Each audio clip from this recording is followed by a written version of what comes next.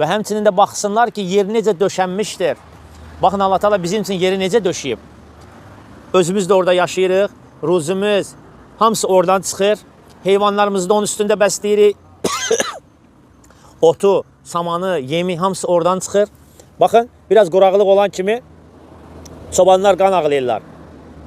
Qan ağlayırlar, deyirlər ot yoxdur, bu illəri 10 bin dollar, 20 bin dollar, 30 bin dollar ota verdim. Niyə görə? Bir dənə yağış azalması ilə. Bəs yağış çox olanda niyə görə onun şükürünü eləmədin? Niyə görə o heyvanın zəkatını vermədin? Bolluq vaxtında Allahı unuduruq. Sonra Allah Teala yağışı kəsəndə deyirik ki, heyvanlar qışlaqda qırıldı acından. Və yaxud da yeylaqda sel apardı.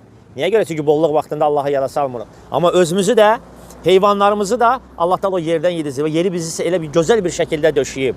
Baxın, hər bir işimiz yerin üstündədir. Amma baxıb bir düşünmürük ki, o yeri Allah Teala necə yaradıb. Ev tikmək üçün daşı hardan çıxardırıq? Yerdən. Qumu hardan çıxardırıq? Yerdən. Sementi hardan çıxardıb düzəldirik? Yenə yerdən. Qırabili, suyu hardan götürürük? Hamısını yerdən. Baxın, Allah Teala müəyyən bir yerdə daş yaradıb, müəyyən bir yerdə çınqıl yaradıb, müəyyən bir yerdə sementi yaradıb, uranı yaradıb, nefti yaradıb. Hamısı yerdən çıxır. Və yerin də üstündə rahatçılıqla gəzirsən, tam əlverişli bir vəziyyətdə. Bunun hamısını yaradan, düzəldən, insanlar üçün müsəxxər eləyən kimdir? Aləmlərin Rəbbi olan Allah Teala.